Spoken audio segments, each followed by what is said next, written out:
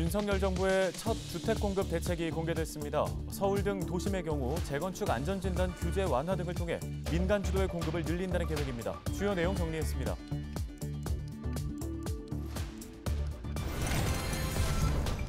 일주일 전 수도권을 강타한 집중호우로 일부 도로와 주택가가 온통 물바다로 변했습니다. 폭우가 내릴 때는 도로 빗물바지와 배수로의 역할이 중요한데요. 평소 어떻게 관리되고 있는지 현장 취재했습니다.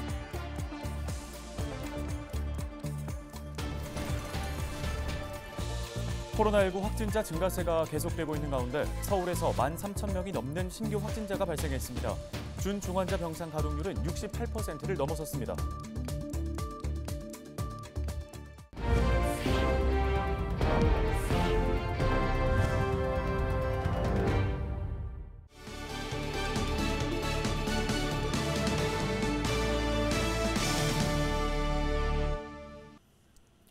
시청자 여러분 안녕하십니까? 헬로티비 뉴스입니다. 정부가 첫 부동산 대책을 발표했습니다. 앞으로 5년간 전국에 주택 270만 호를 공급하겠다는 계획인데요. 공공의 역할은 취약계층을 위한 임대주택 공급 등 시장 기능 보완에 초점을 맞추고 민간 주도의 공급을 추진하게 됩니다. 네, 이를 위해 도심 내 신규 정비구역 지정을 확대하고 정비사업 기간 단축을 위한 각종 인센티브도 마련했습니다. 특히 그동안 재건축 사업의 걸림돌로 지적돼 왔던 안전진단 규제와 초과이익 환수제 기준은 완화하기로 결정했습니다. 김진재 기자가 전해드립니다. 정부가 내놓은 재건축 규제 완화 대책은 사업 문턱을 낮추고 거주자 부담을 줄이는 게 핵심입니다. 이를 위해 안전진단 평가 항목과 초과이익 환수 구간을 조정할 계획. 우선 안전진단 내 구조 안전성 비중은 현행 50%에서 30-40% 수준으로 낮아집니다. 안전진단은 현재 구조 안정성 비중이 과거 20%에서 50%까지 지나치게 높여져 있는데요. 이 부분을 합리적으로 조정을 하고 일부 지자체의 자율권도 확보하는 방향으로 하겠습니다. 대신 주거 환경과 설비 노후도 배점이 높아지고 공공기관 적정성 검토도 지자체가 요청하는 경우에만 시행합니다. 또 지자체가 국토부와 협의해 안전진단 항목별 배점을 10%포인트 내에서 조정하는 것도 가능해집니다.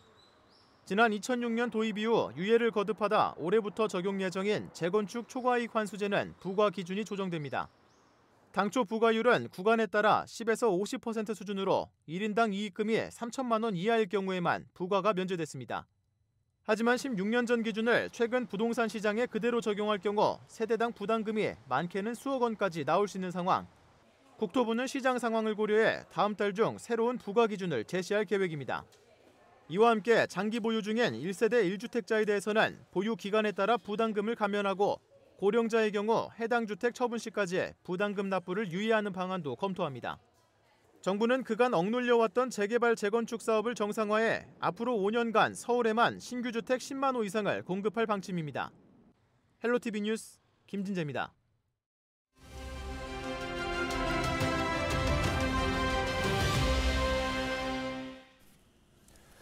네, 관련 소식 조금 더 자세하게 짚어보겠습니다. 이번 대책이 부동산 시장에는 어떤 영향을 미치게 될까요? 네, 구본기 생활경제연구소의 구본기 소장 전화 연결해 보겠습니다.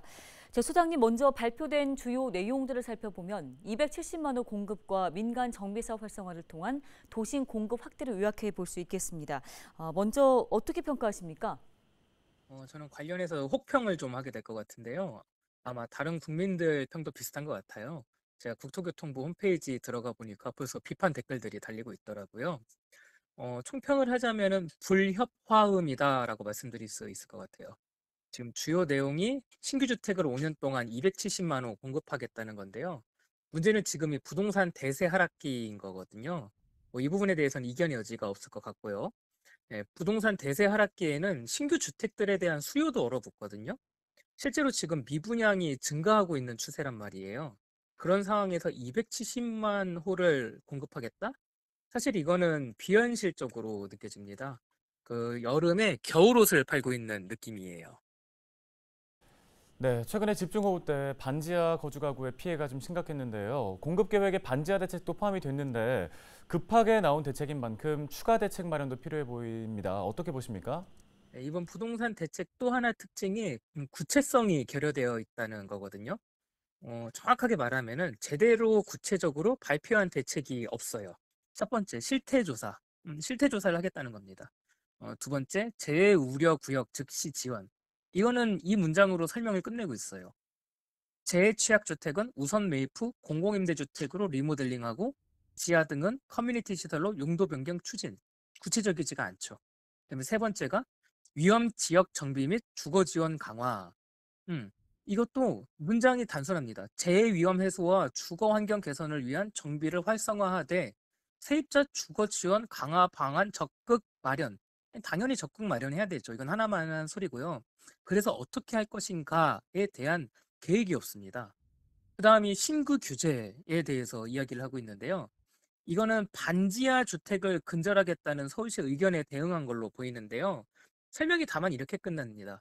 재취약 주택에 대한 인허가 제한 강화 여부는 주거복지망 확대 여력, 주거 취약계층 주요 수요 등을 입체적으로 고려. 이건 당연히 입체적으로 고려해야 되는 거죠. 제가 왜 이렇게 문장들을 자꾸 썼지 구체적이지 않지 하고 계속 읽어 내려가다 보니까 그럴 수밖에 없는 게 이 보고서 밑에 이렇게 적혀 있습니다. 재취약 주택 거주자 주거 지원 종합 방안 마련 연내에 하겠다. 그러니까 이건 다시 말하면은 재취약 주택, 그러니까 반지하 주택 등 거주자 주거 지원 대책이 아직 마련이 안 되어 있다는 말인 거예요. 이런 내용을 발표했습니다.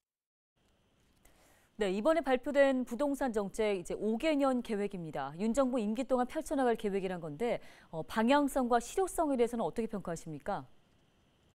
이것도 마찬가지로 구체성이 결여되어 있어요.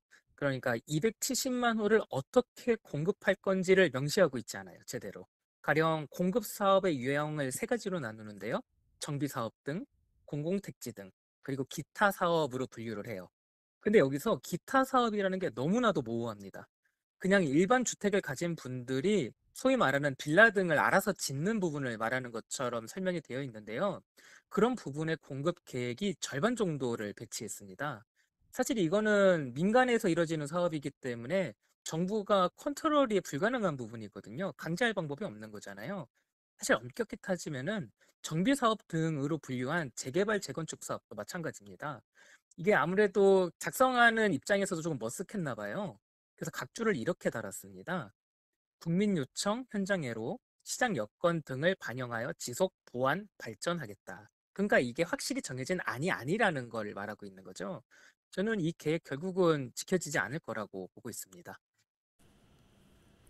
네, 알겠습니다. 말씀 여기까지 듣겠습니다. 구본기 생활경제연구소 구본기 소장과 말씀 나눠봤습니다.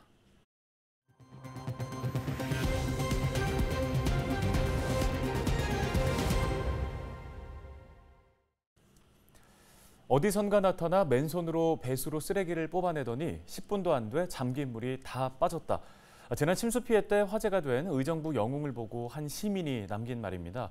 이번 일로 배수로의 중요성을 알게 됐다는 시민도 있었는데요. 네, 배수로를 청소한 사람이 영웅이 될 정도로 우리 주변의 배수로들은 제 역할을 하지 못할 때가 많습니다. 이세진 기자가 직접 현장을 둘러보고 왔습니다. 쏟아진 빗물에 도로가 잠겼습니다. 배수가 제대로 되지 않아 흙탕물이 역류합니다. 올여름 침수 피해가 이어진 수도권 곳곳의 풍경입니다.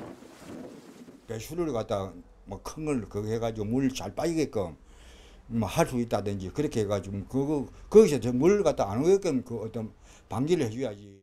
비가 내리면 빗물바지를 통해 하수관으로 빗물이 빠져나갑니다. 하지만 재구시를 하지 못할 때가 많습니다. 비가 쏟아진 지 얼마 지나지 않아 도로변에 물이 차기 시작합니다. 빗물바지를 막은 쓰레기와 낙엽밭입니다. 쓰레기를 걷어내자마자 정강이까지 차오른 물이 빠르게 내려갑니다. 빗물바지의 역할이 얼마나 중요한지 실감할 수 있는 장면입니다. 비가 올 때 주택가 빗물바지를 점검해봤습니다. 빗물바지 위를 장판이나 고무판이 덮고 있습니다. 평소 악취가 난다며 막아놓은 겁니다. 며칠 전 옆 동네가 침수 피해로 시끄러웠는데도 온전한 빗물바지를 찾기 어려울 정도입니다. 빗물바지 안을 들여다보면 상황은 더 심각합니다. 이 안에 보면 지금 각종 쓰레기가 늘어나고 담배꽁초가 굉장히 많이 묻어있는데요. 이렇게 되면 빗물바지가 제 역할을 할 수가 없습니다. 하수도로 이어진 연결관이 막혀버리면 물은 역류할 수밖에 없습니다. 지자체에서 청소를 하기도 하지만 치워도 또 쓰레기가 쌓여 비가 오면 속수무책입니다. 비 오기 전에 저희가 일단 1차적으로 안에 제설 작업을 다 하지만은 워낙 비가 많이 내리고 낙엽들이 많기 때문에 일단 낙엽이 원인이 많습니다. 비닐이랑 원인이 많기 때문에 이거는 어떻게 저희가 와서 다시 막힌 배수로는 곧 침수 피해로 이어집니다. 특히 배수 시설이 오래된 원도심은 피해가 해마다 반복됩니다. 빗물을 잘 침투시킬 수 있는 침수 시설을 둔다든지 빗물을 저장할 수 있는 저류 시설을 둔다든지 등의 어떤 그 노력이 있어야 되는데 구도심은 녹지 지역도 신도시보다는 부족하고 여러 가지 이런 시설들이 부족한 상태라서 지형적인 원인과 함께 이런 시설적인 원인도 있는 것 같습니다. 기후변화에 따라 최근 정부와 지자체는 하수도 설계 기준을 늘리고 있습니다. 하지만 배수가 제대로 되지 않으면 늘어난 용량도 무용지물. 빗물바지에 대한 시민의식과 관리가 무엇보다 중요한 이유입니다. 플루TV 뉴스 이세진입니다. 서울의 신규 확진자가 13,060명 발생했습니다. 사망자는 6명 추가돼 누적 사망자가 5,088명이 됐습니다. 지역별로는 양천에서 586명, 은평에서 657명인데요. 연령대별로는 30대가 전체 신규 확진자의 18.4%로 가장 많고 그 뒤로 20대, 40대 순으로 집계됐습니다. 재택치료자는 10만 2,782명입니다. 병상 가동 현황은 중환자 전담 병상 54.3%, 준중환자 병상은 68.2%를 보이고 있습니다. 뉴스 마치겠습니다. 네, 고맙습니다.